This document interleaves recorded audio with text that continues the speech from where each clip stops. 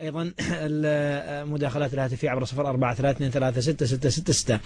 شيخ معرف تعلق على الأخ ناصر أم الأخ ناصر يعني هي قصة شخصية. نعم. لكن عاد يعني إكراما له وإكراما لجمهوركم. هي يعني نقطة مهمة جدا لا تتعلق يعني بشخصي بقدر ما تتعلق على يعني أصل القصة. أنا أجريت عملية قلب مفتوح. نعم. وبعد أن ثاني يوم أفقت من العملية وكانت الخياطة قد تمت وكل شيء، جاء الأطباء لجرة العادة يتفقدون المرضى في العناية المركزة. وكان هذا اللي توي قد استيقظت من البنج يعني بعد 24 ساعة من العملية. الممرض المسؤول عني لاحظ قضية شيء في الدم، فأخبر به الطبيب الذي ينيب، فالطبيب استدعى طبيبا آخر، والطبيب الآخر استدعى طبيبا ثالثا، حتى اجتمع قرابة 14 شخصا من الأطباء والمسؤولين عن قضية المرضى بما فيهم حتى إنهم وحلوا يعني أسقط في أيديهم ماذا يفعلوا كل ذلك وأنا لا أدري. يعني أنا أرى الوجوه تغيرت والوجوه خائفة والأجهزة خلف رأسي يعني خلف السرير وهي تعطي إشارات غير طيبة، لكني أنا لا أراها لكني أراها في وجوههم. فاستدعوا الدكتور آدم وهو دكتور سوداني موفق أن يأتي ليرى، فلما رأى هو طبيا قرأها بطريقته فظهر أنه في دم متجمع على القلب بعد العملية، فقال لي بالحرف الواحد: والله يا شيخ صالح نحن نستأذنك في أننا نعيدك إلى غرفة العمليات لفتح القلب مرة أخرى، في دم يراد لابد أن يخرج متجمع.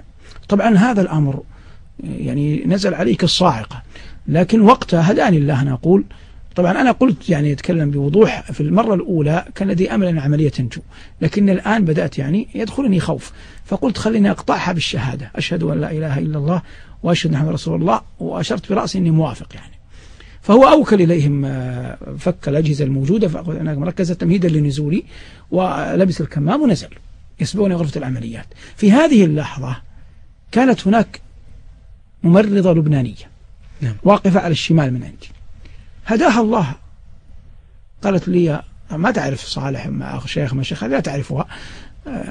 قالت: يا أخ، أو قالت نادتني: يا صالح ما أدري، قالت: اسمع صلي على النبي وهي تفرج.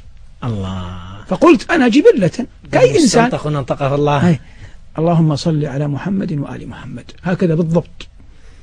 والله أنا قلتها كل الدم نزل.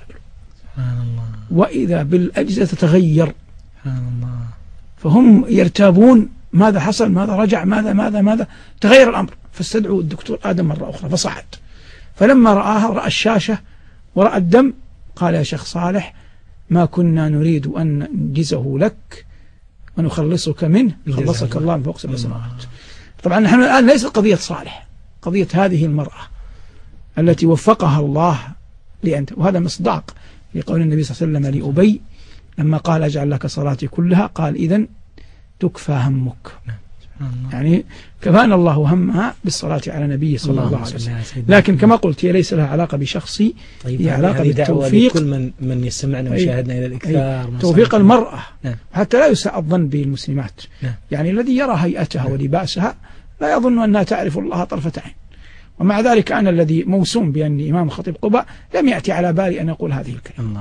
لكن هي نصحتني قالت: افهم، اسمع، بكل رقة وبكل تعاطف، يعني كأنه وضعي أحزنها كوني أعادل العملية وأنا فرح أني قد خرجت منها.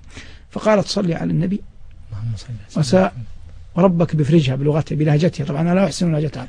فقالت: وربك بفرجها، فرجها الله جل وعلا. الحمد لله على فضله. الحمد لله.